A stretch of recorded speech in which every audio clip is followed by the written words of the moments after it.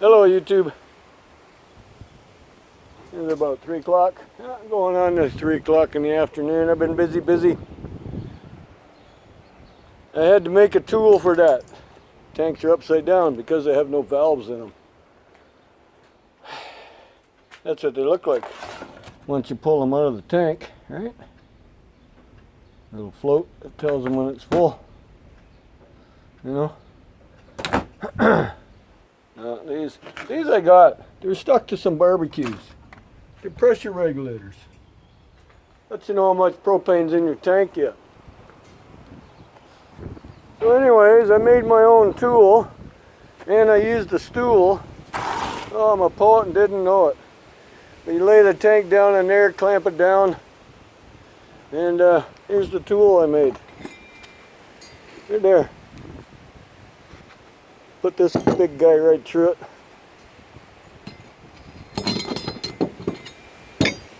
Works well.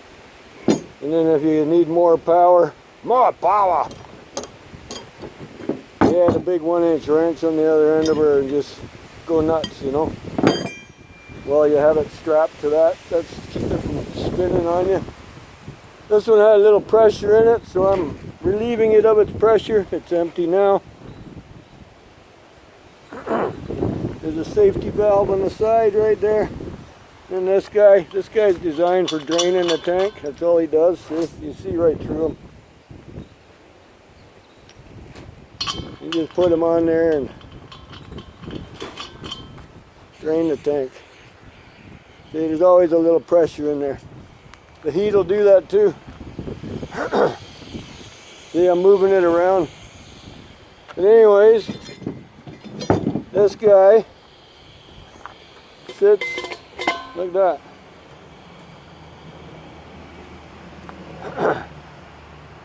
And I might put a couple holes on this side too.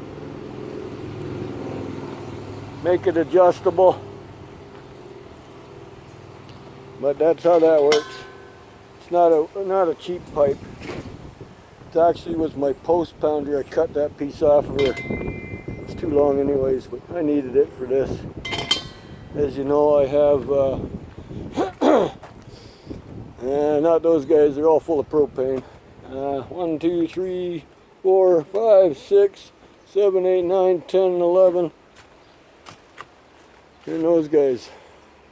3, 6, 9. So I got 20 more to do yet. There's my post pounder. It's for T-bars.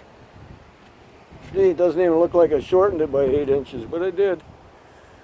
So, well, I called the propane guy up to see if he would pay me anything for any of them, and they said, nah, we really can't do that. I said, well, some of them have propane in them. He says, doesn't matter. So I wanted to know, oh, look at that, hey, my magnets are flipping all over the place. I wanted to know where they got their tool from. They said they made it. Okay, so I went online and I always thought of making one, but you used to be able to buy them. But you cannot. So this is my other one yet. Before I call it quits, take this motor off. There's another one over here. There it is. That's a pool pump motor. This one here was in somebody's house for pressurizing the house, you know, because that's why it's got a pressure tank on it. You got the inlet and the outlet. Or the inlet and the outlet. I forget, this is the inlet. That's the outlet. Mine used to go like this and into a great big, I had like a 60-gallon pressure tank when we were on the farm. But it didn't have plastic like that. Mind you, the hose coming out of the well was plastic, but in the house was not. They had all steel water lines, gas line, whatever you want to call it. But anyways, that's in the past. So I use this for a little bit of a workbench to make my tool. See, the magnet held it like that. The big C-clamp, vice grip C-clamp. Snap her down and then with the grinder. I'm not a grinder fan, but that's easier than the Sawzall. I wouldn't have got that. But anyways, that's how she looks. It sits flat, so it sits all the way down. You see the different cuts is because I had to adjust it for the... Now if I had a bigger pipe, you don't have to take the handles off.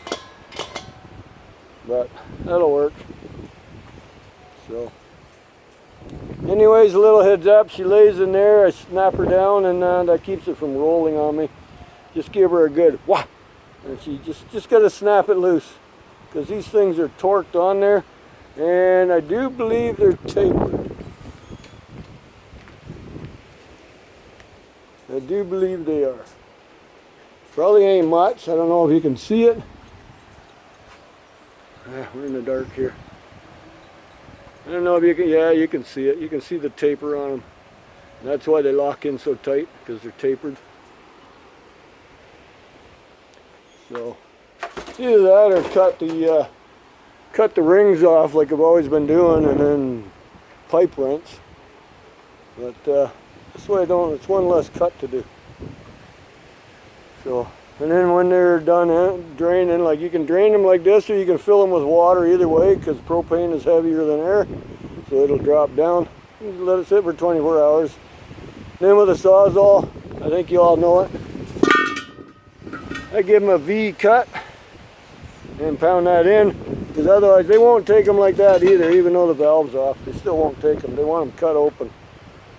Some places won't take them at all. So that's what I've been up to. And I stripped my old barbecue apart. New one's over there. Look at that, my dryer works great. Mavis, you like grass, don't you? For some reason. So just giving you an update. I took all that little car apart too that was there. Most of it's steel. See that?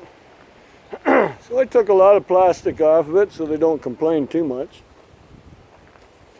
And there's the battery. No, that was in the booster pack. Where's the battery for that? Oh, it was that red one right there. That was what it was in that car. And that came out of a booster pack I took apart this morning too. You know, like a hydro goes out, battery backup, that's what it was. So, anyways, hopefully the wind ain't messing this up too badly, but that's what I've been doing, so there you go.